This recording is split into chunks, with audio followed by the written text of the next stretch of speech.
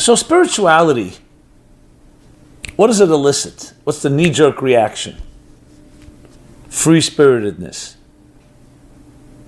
elevation, joy, transcendence, opening us up to broader horizons, to higher states of consciousness and awareness.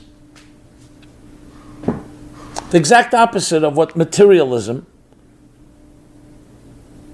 or other ways of defining so-called our physical existence, which is about survival, the pressures, the challenges.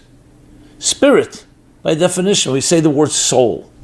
Whether it's soul music or soul in general, we're talking about something that is beyond the senses, the suprasensory. So it seems only beautiful, more than beautiful. It is what makes us uniquely human. Actually, what allows the human to touch the divine, where heaven meets earth. And yet, we find that there's another side to things. Is there a dark side to the mystical experience, to the spiritual experience? The dark side of Kabbalah, black magic. We hear about sorcery, the occult. Throughout history, this has been discussed: shamanism, witchery, and other forms. And I'm not just talking about sleight of hand and magic, but actually forms of experiences that people associate that lead them to another place. Is there a dark side to that?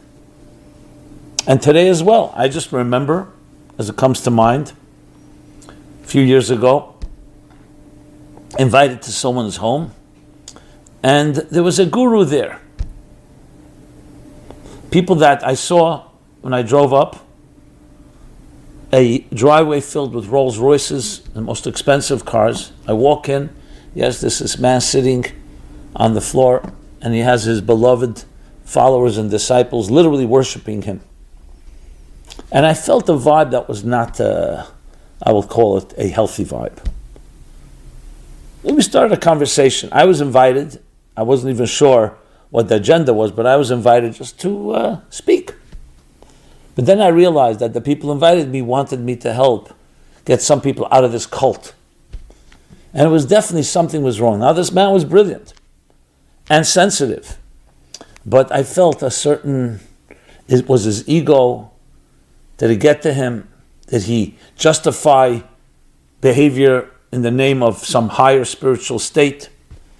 And it was then what I came to discover, and I'm not going to go through the graphic details, but it was quite sordid, let's put it this way.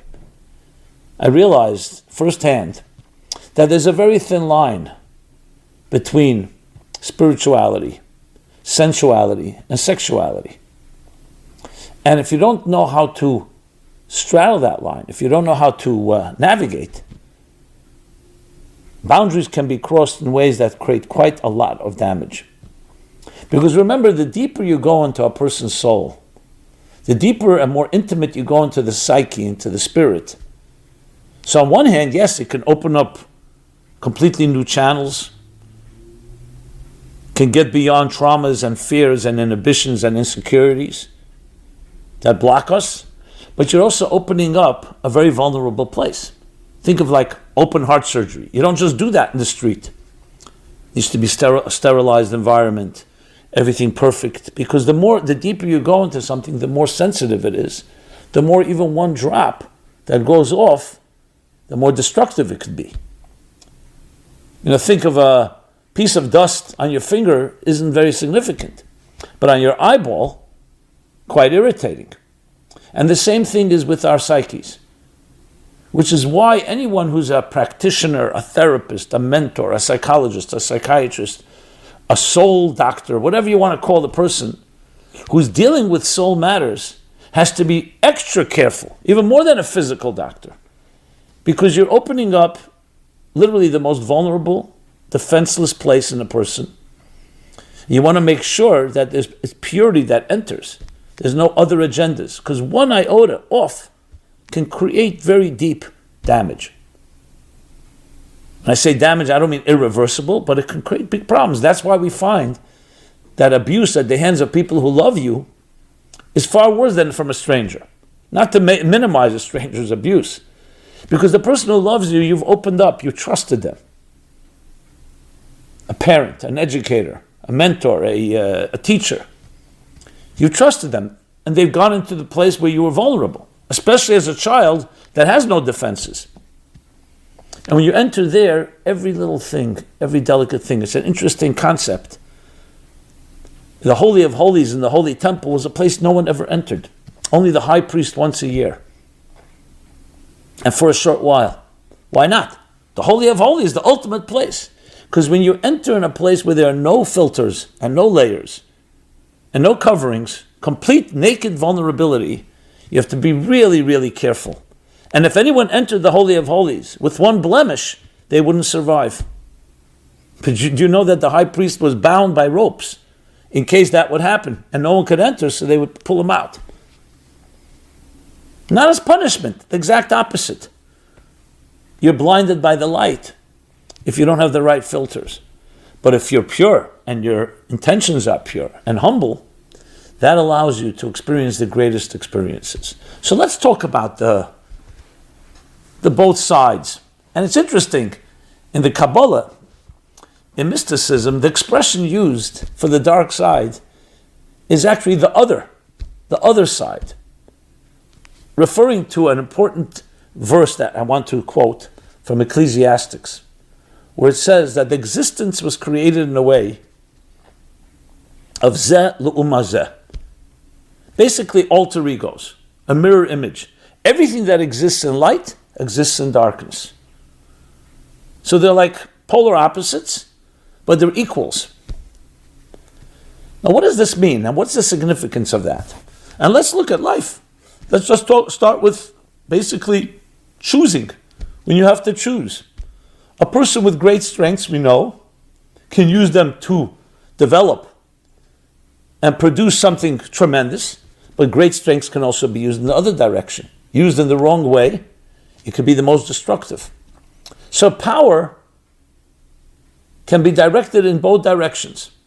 And we see this, people with charisma, leadership qualities, people who can motivate others. So we've seen unbelievable change happen in the world in a positive way. We would also see horrendous things that happen. Obviously, the example that always comes to mind is the 20th century example of Hitler. Look at his hypnotic power over a people. Imagine he would have used it for the good, instead of spewing hatred and venom and promoting only that agenda that he wanted to promote. Tremendous power. So power is power. Nuclear energy, atomic energy. Is it good or bad? It depends how you use it. Is a knife good or bad? Depends how you use it. If you use it to cut food or for something productive, then it's valuable. If you use it the wrong way, it's destructive. And the more powerful it is, the more destructive it is. The real question is why? Why is it that way? Why do we have these two diametric opposites? In many ways, as I said, alter egos, mirror images. So it really gets back to the very purpose of existence and why we're here in the first place.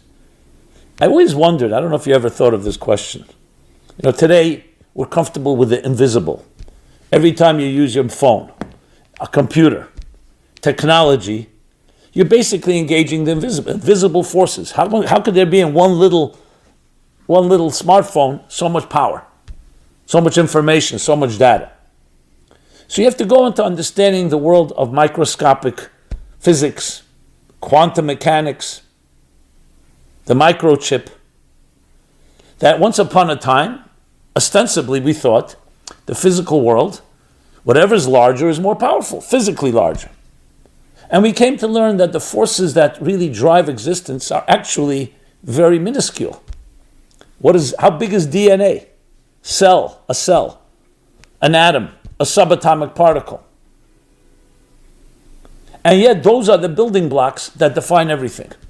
When you think of computer programming, so we're using an interface upon an interface upon an interface, that's what you're pressing on the keyboard and seeing on your screen or your touch screen. But what's going on beneath the surface? That when you press that button or you touch the screen, it triggers a whole series of things that go back to the main language of zeros and ones. And those zeros and ones in turn translate into another language, until it becomes user-friendly, meaning the user interface that we can use. So I always wondered, why was it that the invisible is invisible and the visible is visible? Why not the other way around? If the driving forces, the true reality of things, is that integral, internal, invisible network, why is that not so obvious? And what is obvious is only the tip of the iceberg. It's when I began to study Kabbalah, mysticism, and especially the application of Hasidic thought, which turns it also into a psychological model and an applicable one, came to understand the concept that the Arizal, Rabbi Isaac Luria, the great 16th century mystic, maybe the greatest mystic of them all, where he revealed what was called the secret of the Tzimtzum. You'll soon see the connection to our discussion, critical connection. The secret, Soid HaTzimtzum in Hebrew, the secret of the Tzimtzum. What is Tzimtzum? Tzimtzum literally means contract, it means to concentrate, it means to conceal, to hide, to diminish, all of the above. But the key thing to understand is not just the word, the concept. What is the concept? The concept is that when you first have a seamless singularity, meaning a seamless reality and consciousness, where there is no duality, there aren't two entities, it's all oneness. There is no room in that type of environment for diversity, for another consciousness. In other words, for us. So as he describes it using the mystical language, the infinite divine light that filled everything. What does everything mean? Everything that will be and everything that was. So it's a very broad word, or everything that we can even imagine. Everything. Now, as long as that consciousness dominates, as I said, there's no room for anything else. To use an example, that Rav Shneur Zalman of Liadi, the great mystic as well, the Chabad Hasidic founder, says the example of a teacher. Think of an infinitely brilliant teacher, and his intelligence is all revealed. Would there be room for any student to be able to even enter the room? I don't mean physically enter, to be in that space. No. So the teacher needs to do something to allow room, space for another. And what is that? The tzimtzum. Needs to withdraw, recede. Think of water receding and allowing dry land to emerge. The teacher allows his intelligence, withdraws it, so to speak. It doesn't disappear, it just goes within, it's not being expressed. So tzimtzum is actually the power of refrain, the power of restraint, of withholding. Just as a good teacher will fit his ideas tailored to the students. But in this case, you first need to have a total silence to create a new paradigm. And what is the new paradigm? That there's another consciousness. And the higher state of consciousness, that singularity, that integral unity, has to be concealed. And that leaves room for now the other to emerge. And other is not a bad thing. On the contrary, there's a reason for that. We need the individual separateness with the goal and intention that these two reunite. Essentially, it's a story of love and romance, really. That from an integral, seamless unity, we turn into a fragmented multitude that in its mind and its own consciousness can see itself as separate, but in truth it's also part of that reality, and it's up to us through our work, through our effort. Let's go back to the example. So now that this teacher has receded, his ideas or his brilliance has receded, he's left room for space for the student. Now begins, after that concealment and silence, begins a slow flow of consciousness, a slow stream, what he calls the kav. Kav v'chut means a line and a thread. Think of it like a laser beam that now flows, but in a way that will be commensurate to what the Kabbalists call the containers of the budding and developing other consciousness. And if you want to look at it how a child is conceived.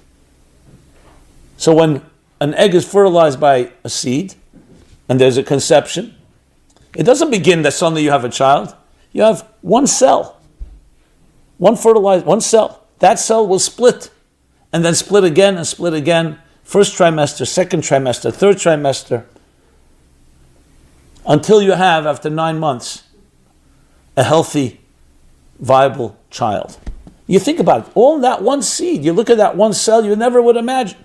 And the same thing as everything in existence is that, where you plant an apple seed in the ground, the same thing, and then it blossoms into a tree.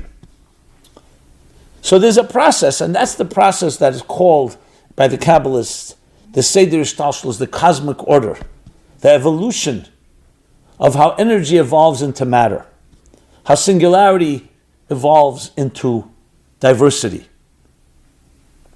And the purpose is that the diversity should recognize integral unity, which is essentially the search for the unified field theory for unity that human beings have always been searching for. It's actually the essence of science. Science is really a spiritual journey. They may not call it that, but essentially it's looking for the underlying connection between seemingly separate and diverse phenomena. And now we've discovered that. Now we know it's a given, that there is an integral unity. So we have now somewhat of a dichotomy, an integral unity that connects all subatomic particles and all DNA and so on, and yet at the same time there is definitely diversity. There's you and I, self-interest has come into play. So the Tzimtzum has a side effect. And what is its side effect? With the beautiful intention of creating diversity, there's also the possibility, and there has to be the possibility, of, we'll call it rebellion, if you wish, where the individual defies the whole. That even though we're all fundamentally connected, I now have my self-interest, and I don't see the concealment as a concealment. I see it now, I'm here. Everything begins and ends with me. Me. Now, what does that end up turning into if you allow that to devolve? Not just self-interest, selfishness, greed, narcissism. Ultimately, you're taking something from me. It leads to conflict, to discord, and ultimately war itself. Every inhumanity that man has perpetrated on man is a result of this tzimtzum, which is actually a misdirected understanding. That tzimtzum was meant to give you individuality, so you should be independent consciousness and come back and connect, just as it is with the Bible calls male and female. He created them as one. They separate in order to rejoin. That's what love is about. Love is a form of transcendence, of connecting to something, to a greater unity that's more than the sum of the parts. But when it's misunderstood or misguided, the concealment, I don't have a teacher necessarily. Here I am. I'm an independent entity. And that's where things can wander off. And it's interesting, nobody wanders off overnight. It takes time. That's also a process.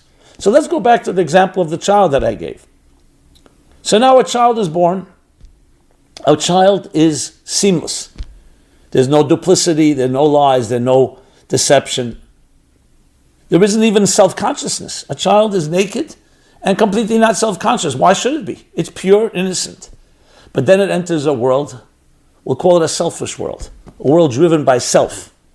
Because that tzimtzum, that concealment, has now concealed that inner unity, and that's why we can hurt each other. Think of it.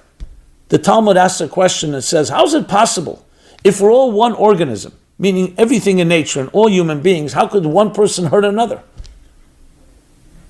It's like hurting your own person. It's because we don't see it.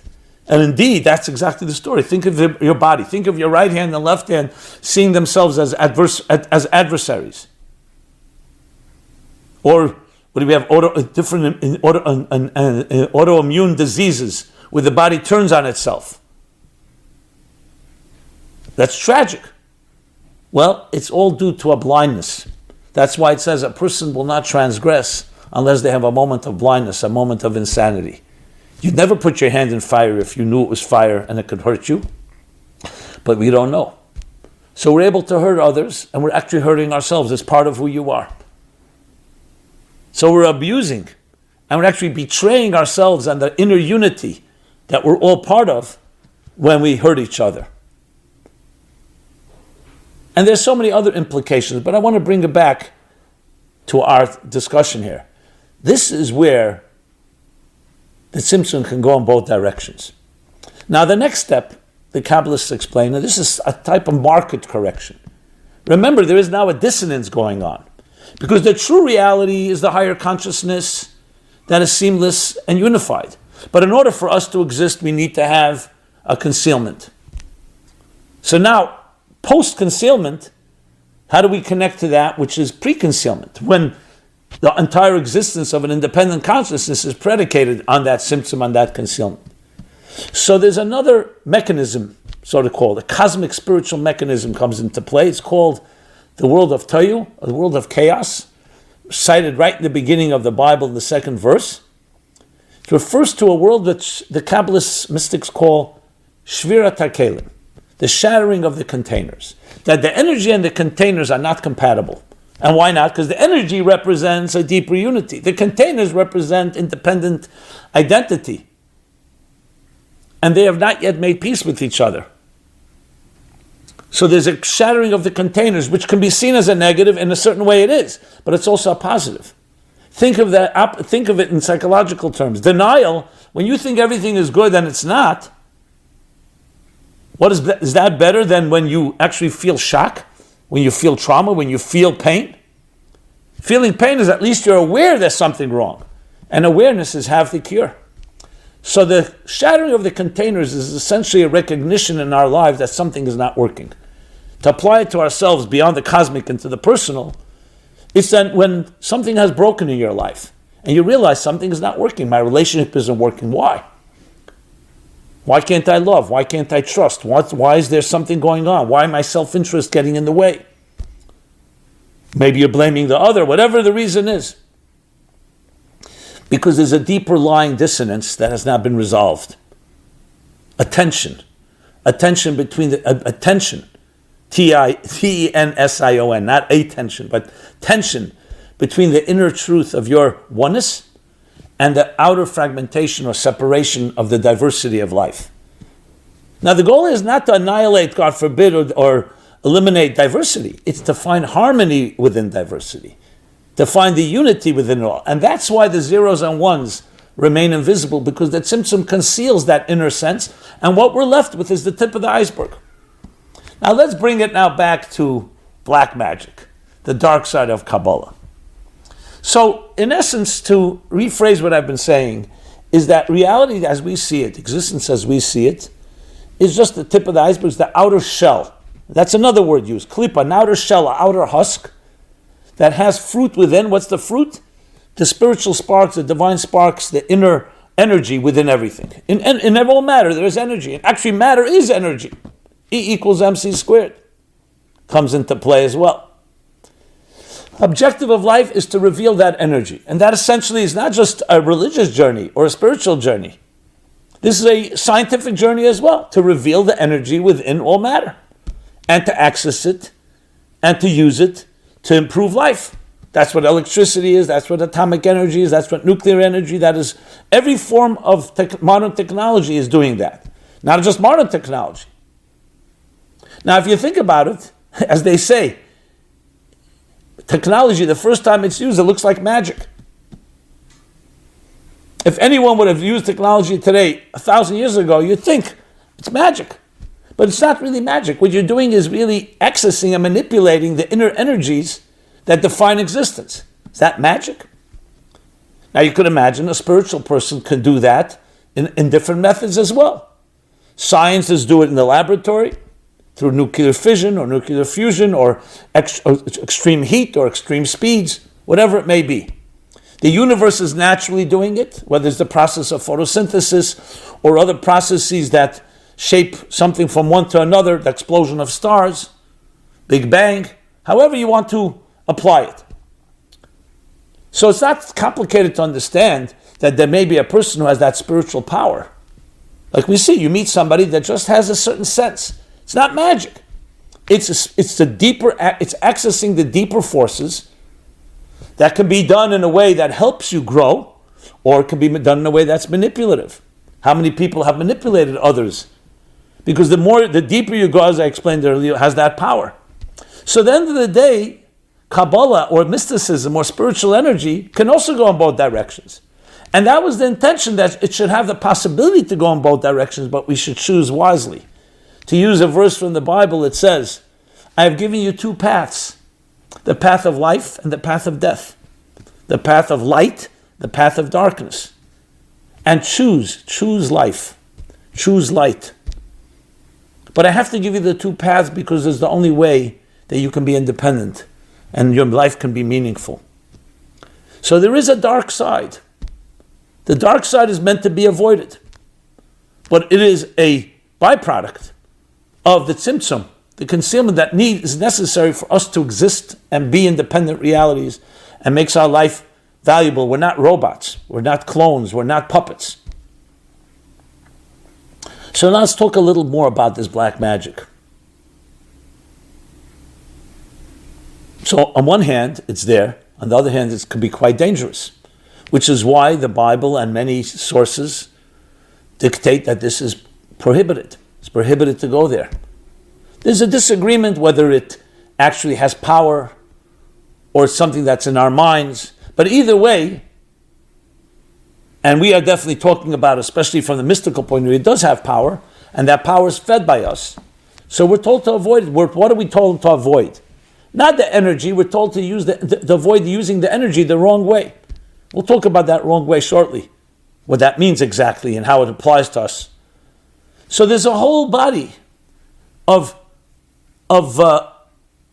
literature on what you call black magic, the occult, witchcraft, and I'm not talking again delusions, things that actually, so people who have the power to enter into spiritual spaces, but it's used for the wrong reasons, either selfish reasons, destructive reasons, but ultimately not for the purpose for which it was created. To quote the words of the Tanya, he says, anything that's holy and pure is selfless. The selflessness allows that powerful energy to enter. As soon as something doesn't have that utter and absolute selflessness, he calls that the other side. That's why it's not called evil. That's why it's not called bad. It's called the other side. The other side means it's not the side that's dedicated to the purpose of existence. Because that's how we begin to wander. We don't always wander because we have malicious or nefarious intentions. It begins sometimes, I'm doing it my way. So one day you've moved a little off the reservation. That's how all transgressions begin. Nobody gets lost in the woods overnight.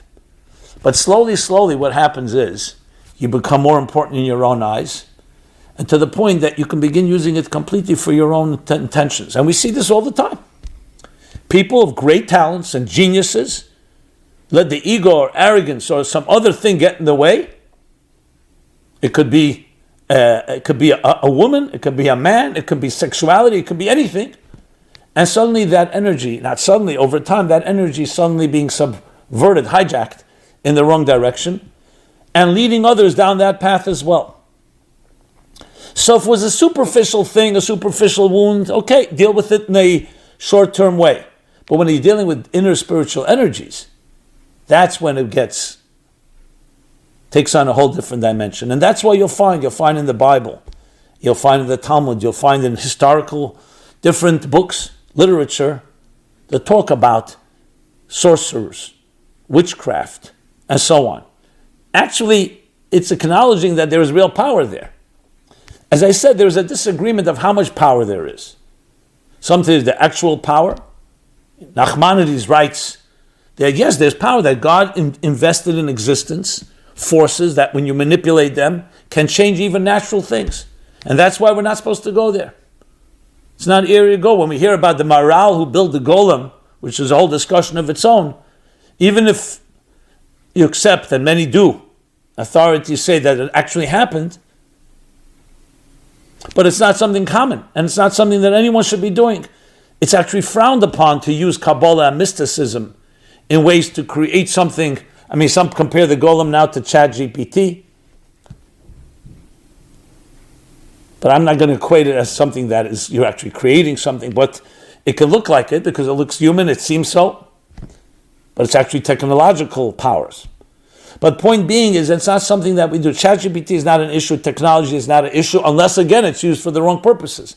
I'm not going to call technology witchcraft or sorcery, but it has a similarity that if you use powers like that to manipulate or to spread hate and destruction, it can be equally damaging and destructive. So the issue is not the witchcraft, the issue is the manipulation of spiritual energies, or for that matter, psychological energies, in the wrong direction, for the wrong purposes. Now you find in the Bible the prophet Bilam, for example, who's equated to Moses, a great prophet, to the point that even though he did not like the Jewish people, and he was commissioned to curse them, he says to Balak, he says, as much as you commission me, I can only speak what I'm told. And he had to say things that were exact opposite of what he felt. Instead of curses, blessings came out of his mouth. But he was a prophet. But he understood where his power came from. And he had bad intentions. And later, left his own devices, he actually gave a very good idea to Balak. He says, you can't destroy them with prophetic or spiritual powers. They have to destroy themselves. Seduce them. Challenge them.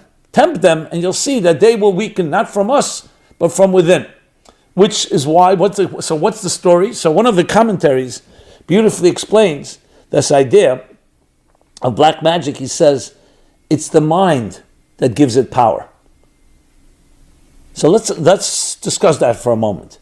Does it actually have power or does it not have power? So it's a combination of both. As I said before, there are energies in existence, and if they're used the wrong way, they can go into the dark side. We spoke about the shattering of the containers. Let's use it psychologically. If a person has suffered some trauma in their life, serious trauma, and then it affects their lives in a very problematic way, they themselves become abusive, or the opposite, they start abusing themselves.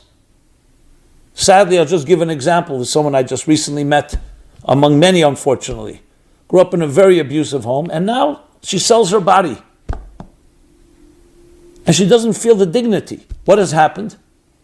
The energy of sexuality, which is so powerful and beautiful, has completely been diverted into the dark side. Because she has no self-esteem. She's worthless in her mind. So fine, so I'll sell my body. I don't mean to use such a graphic example, but it's an example. Sexuality is a perfect example. It's deeper spiritual energy. That's what it is. That's why it can create such beautiful things and love and nobility and sacrifice that people do in the name of love. Healthy sacrifice. But also look at the damage it can. Because you're not dealing with a small thing. It's like fire. Without fire we have no warmth, we have no food, we're unable to survive. But imagine fire is out of control, what happens? It destroys. The same thing with sexual energy. As I said before, a very thin line between spirituality, sensuality, and sexuality. Because you're dealing with the deeper inner forces of life, which is why it has such a hold on us. That's why it has that mysterious hold on us. Because it's not just a regular thing out there. It's coming from the deepest places of going into the Holy of Holies, and you have to be very careful when you enter there. Because if it's used in the wrong way, it can create tremendous damage. That doesn't mean there's no hope, but you have to understand that. So there is Shviras HaKelim, the shattering of the containers in psychological terms. Any trauma, anything that has broken you, that in turn has created a shattering in some way to your system, what's happened? So you began as an innocent, pure, seamless child like Preet Simtsum, pure white snow. Then life has taken over and hurt and abused in some way, trampled on you, undermining and invalidating the person's self, all the other things that abuse does, or even worse. And now you have a distorted view. You've become not just duplicitous, you've become fragmented. So many different parts of you. It's shattered. The goal of the concealment was in order for you to be an independent individual and reconnect to that unity. And now you may be lost at sea. And the goal now is to find that unity because it's still inside you. That's the key thing to remember. As dark as it may be, and as sad as it may be, there's still always an ember that's still burning. There's still a pilot flame. Because ultimately everything originated from a truth. Even the tzimtzum itself, even the concealment came from a divine power of concealment, the teacher concealing. It didn't come from a bad place. It was diverted. It was hijacked. It was taken control over by other forces. But you can always reverse it. So this is somewhat of an overview of that darker side. Now we all have it within us. You don't have to be a sorcerer or a witch or any other type of spiritual black magic magician to be in this way. We all have our dark corners. Those very sad places, those places we're very much alone. Some call it the ugly corners, some call it the shadows. We all have it. So when you look at it, some of us is just pure shame. Recognize it didn't come from nowhere. It's the microcosm within you of this darker side that we're talking about. It originates from a concealment. It's meant to give you the independence and the ability to choose and to be wise.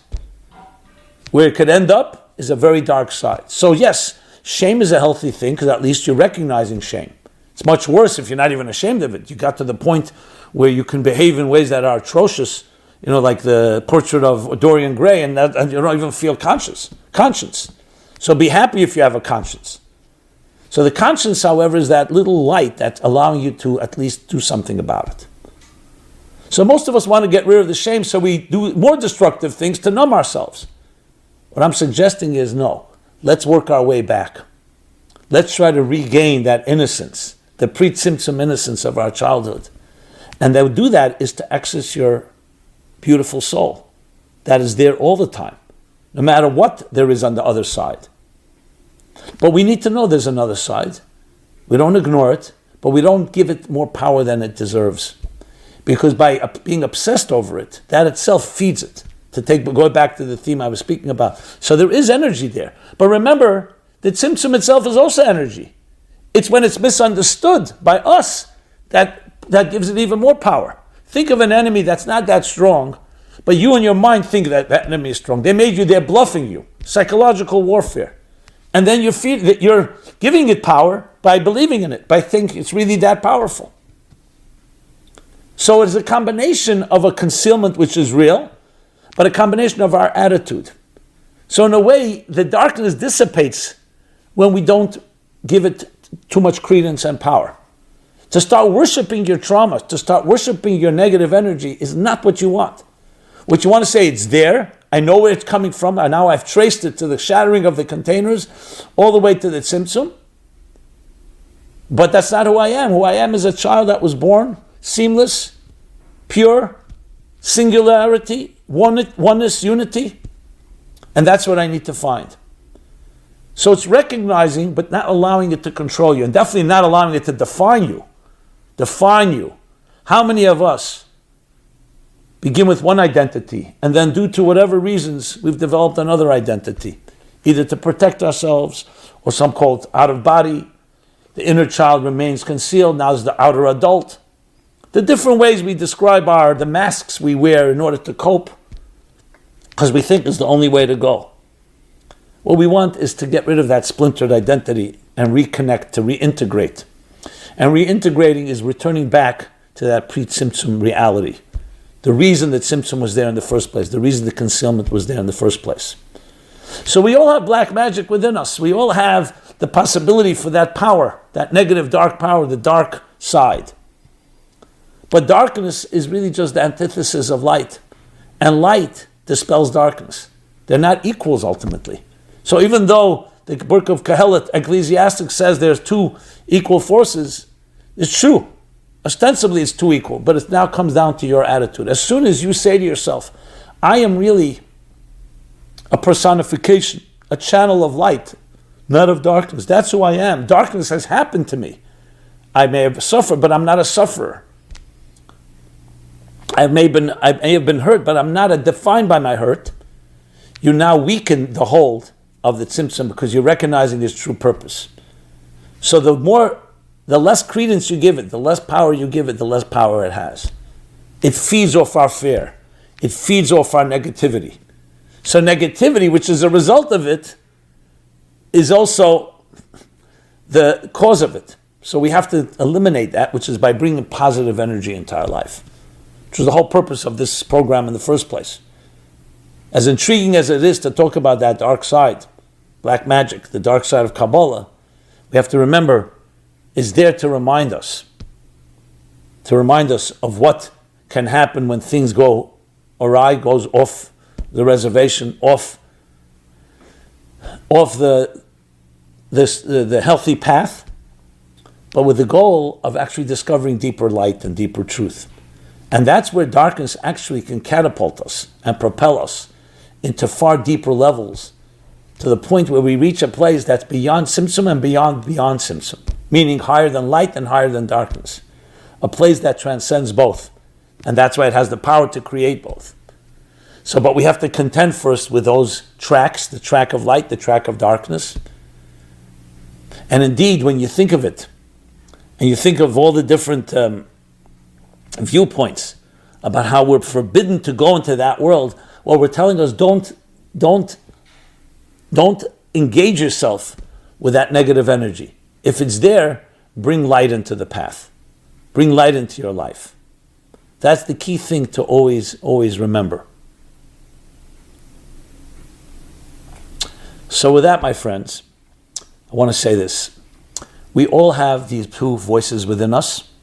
It behooves us to choose the path of life, the path of light, and we have the ability to do so. I hope this sheds some light, no pun intended, on that dark side, and with that itself allowing to expose it, because remember, darkness does not like light. All the maggots, all the parasites, where do they gather? When there's no bright light. They like moisture, but they want it to be not the light. As soon as you shine the light, the burglars and the criminal elements and the dark elements run away. The vampires disappear in the light. They thrive in darkness. Darkness is also in ignorance, in things that we don't see clearly. So it's critical to shed light on these dark matters, and that allows us to understand existence in a completely different way. Now, there's so much more that can be said on this topic. I hope this illuminated some part of it, but I'm sure we'll talk about it some more. This has been Simon Jacobson. MeaningfulLife.com is our website where you can find a wide array of materials, relevant materials, psychological, spiritual, life skills to help us deal with every challenge in life. Please, love to hear your feedback, your comments, and please share. Subscribe to our YouTube channel, which has been growing and skyrocketing actually. And share with others, share with your friends, and hopefully let's get this message out and let's turn this world, which has so much darkness. Scientists recently discovered how much dark matter, dark energy there's out there. But ultimately that darkness is all part of a bigger plan that allows us to discover the purpose of the darkness itself is deeper light. Thank you so much, and be well and be blessed. This program is brought to you by the Meaningful Life Center. Please help us continue our programs. Make even a small contribution at meaningfullife.com/donate.